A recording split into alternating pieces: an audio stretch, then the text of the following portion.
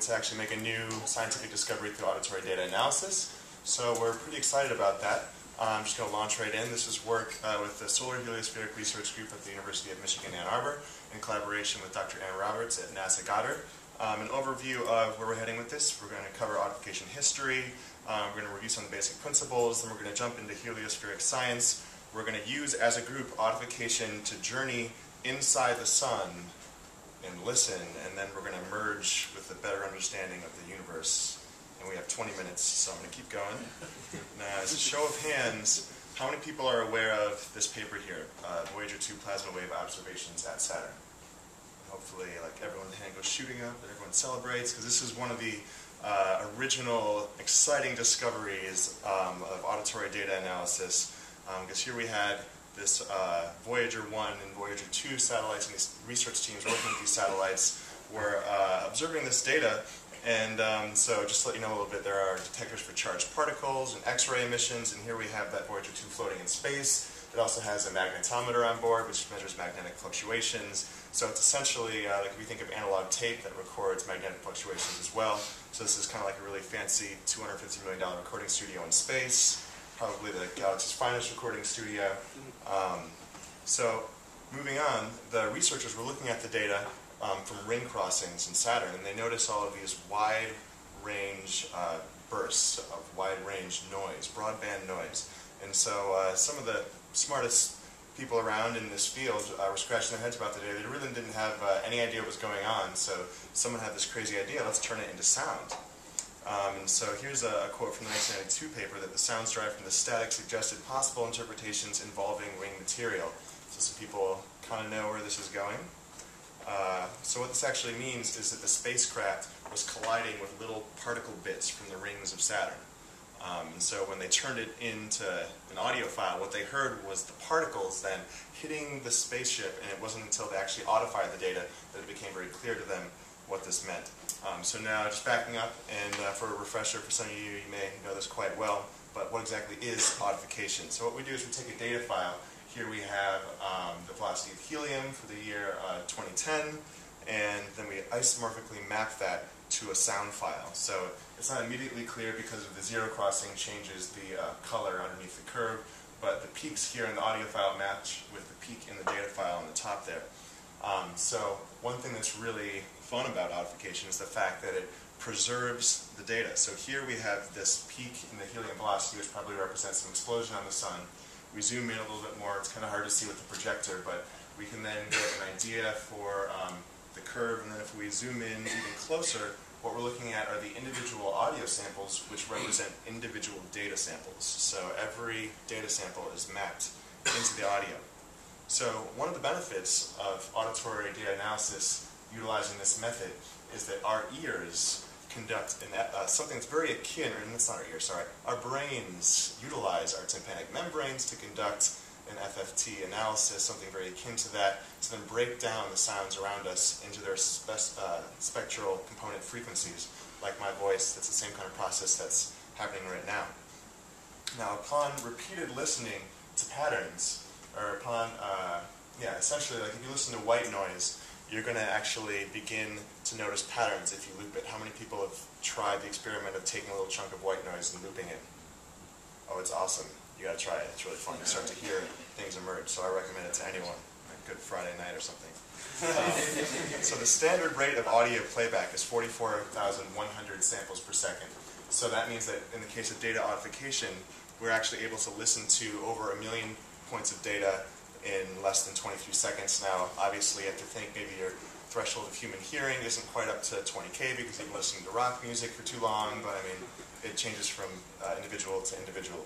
So a question here that's driving this research is, can we use auditory data analysis to learn new things about the heliosphere? And that's why I originally joined the Solar Heliospheric Research Group. And when I first met with them, I really didn't understand the science very well, and going through my research and working with these waveforms, it was really healthy to maintain a perspective of the subject that I was working with as the source of all life on Earth. It's kind of humbling. It's 1.3 million times larger than Earth. I can't even fathom that.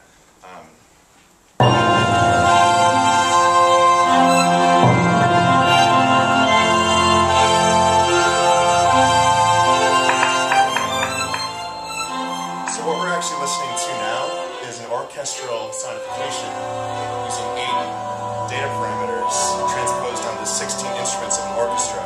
And I created a score and everything. So what we're listening to is 1 year's worth of data stretched out over 7 minutes. So if you want to listen to data in a relatively short time period, like a year, then something like this is aesthetically engaging. And if you stare at it for a while, you can start to see the relationships between some of the things that are happening visually and auditorily. But for the data that I'm looking at, I'm interested in a larger time frame. If you want to hear more of this, you can talk to me later. Cut it. Sorry. Attention challenge there. So this right here is a butterfly diagram, and it's showing activity in the sun over 100 years. And if you look at the bottom, this shows the average number of sunspots. It goes up and down and up and down. So this is letting us know that at certain points in time, the sun is very active. It's spitting out a whole lot of material. These are known as coronal mass ejections and solar flares. And other times the sun is not quite as active and chaotic. And this is known as the solar minimum. The cycle is about 11.2 years long. We're currently at the end of the previous solar minimum, so the sun's about to get active again. You'll probably hear about it in the news, is, you know, probably media speculating about the end of the world or something like that. But right now, we want to actually think about data on a larger time scale. So I'm going to use auditory data analysis to dig in to something longer, like 40 years worth of data. So we're going to look at 1963 to 2010 inclusively. And we're just going to have a listen to the audio file and see what kind of things that we can pick out. And maybe we'll find some interesting things. So this is what the audio waveform looks like. Now, this is 200,000 data points that we're about to listen to. You can just let me know if you want me to turn this down at all. But let me know if you hear any features of interest. I'm going to play it back a few times. So here we go.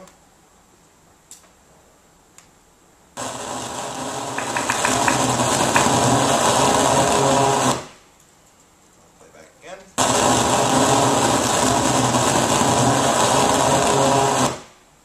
One thing to think about is that this sounds highly turbulent and chaotic, but anything that's not pure noise represents something that could potentially be interesting. So an underlying hum or periodicity means that there's something that's periodic that's happening out in space. And usually when something happens and happens again, you want to document that in some kind of way. So listen to this again, and we'll see if we can pick anything out. Or we'll just go to the next slide. Here we go.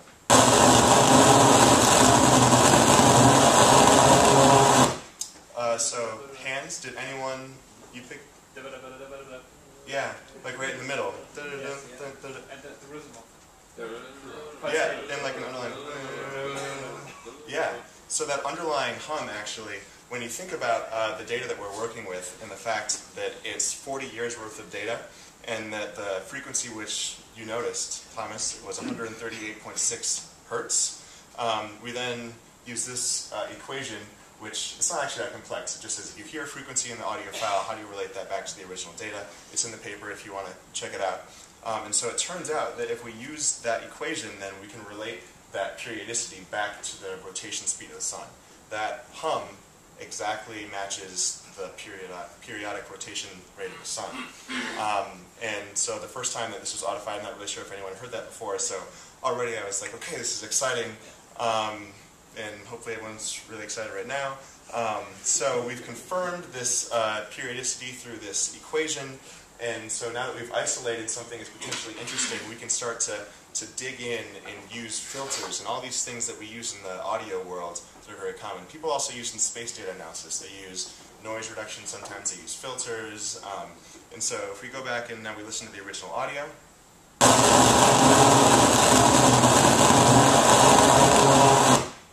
So I'm going to apply one bandpass filter now to isolate some of that frequency that we heard.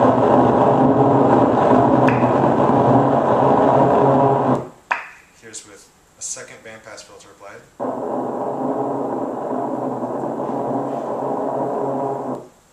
And a third bandpass filter. So that rhythmic sort of da-da-da-da part that you pointed out is much more apparent now. And originally, when I was working with auditory data analysis, I wasn't really sure what was relevant, what wasn't relevant. And so I used this equation to figure out the length of time between all these events. I isolated each event in time, and then I found that it was about 1.3 years was the drumming percussive sort of periodicity there. And that actually corresponds with something that's been measured and is well known. It's known as a midterm quasi-periodicity. And so this is really long, you don't have to read the whole thing. Essentially what this means is that, relating back to the butterfly diagram, that periodicity relates to the subsurface feature of the sun. It's something known as the tachycline. And so when you hear a midterm quasi-periodicity, it indicates a certain behavior of the tachycline that's possibly leading to an extension of the solar minimum. And so it's kind of technical, but lo and behold, I did a Google Scholar search, and I actually found something that related back to the sonification. Continuing to push forward, if we revisit that same audio, and here we have the 3 bandpass filters.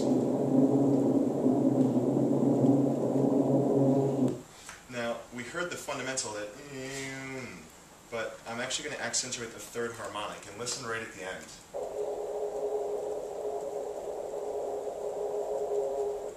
You kind of hear it go right at the end, so I'll turn it up just a little bit and replay that file.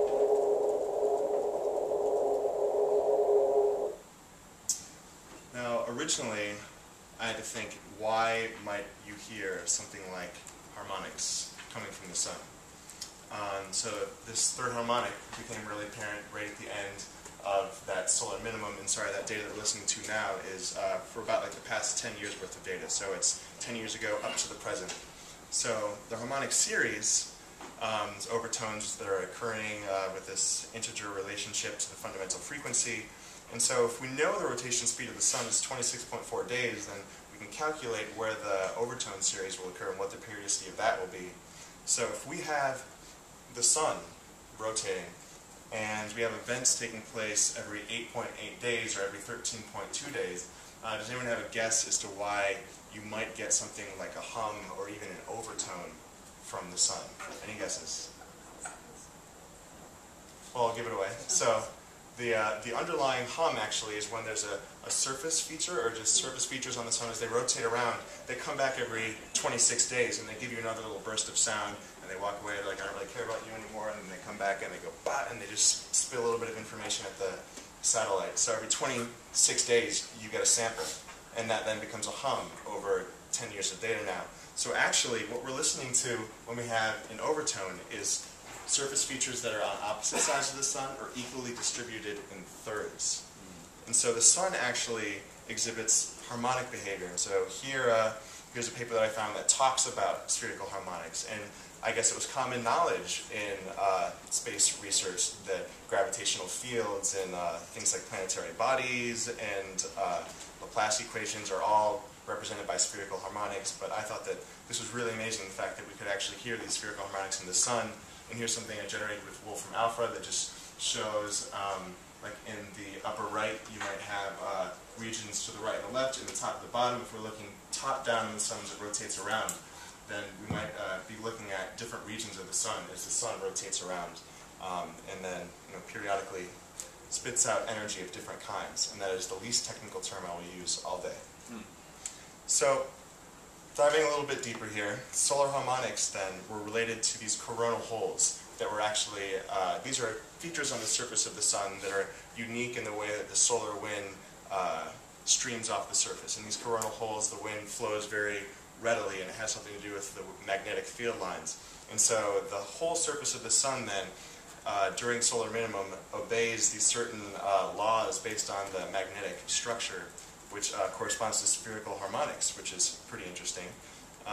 And so, moving forwards, I asked, how can we utilize this information to actually try to find some new science?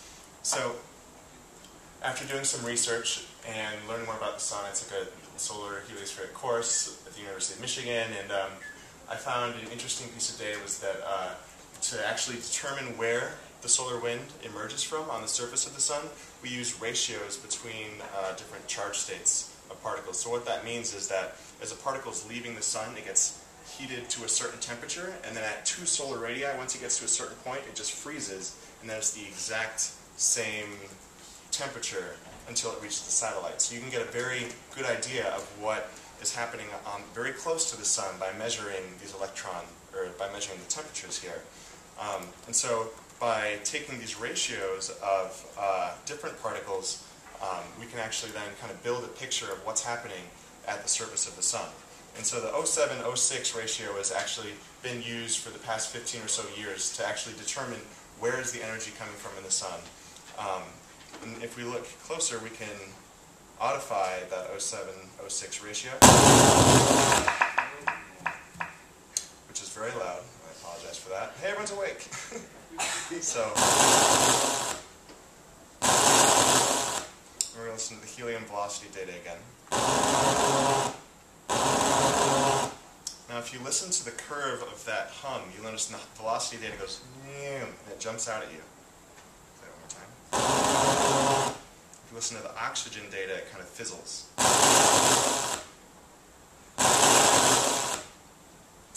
So I was wondering, why is it that helium velocity, which is used to kind of measure the bulk flow of particles coming out of the sun, why is that so different than this ratio that is so important in space physics? So I started looking around at other particles, and I looked at carbon, and I started listening to carbon charge states. So here's charge state 4. Here's 5. And 6. So one of these is not like the other. If we go back to 4, we see that pulse at the end with 5. There's a fizzling that takes place. And then with the final charge state, we hear that rise in amplitude again. So here's a visual representation, and down at the bottom there's red, which is low frequency noise. This kind of displays how if you were to look at this visually, it might be kind of confusing, and you might not necessarily catch on to these harmonics. But ultimately, this led me to check out the carbon 6:4 ratio, which displays a curve very similar to that of the helium. And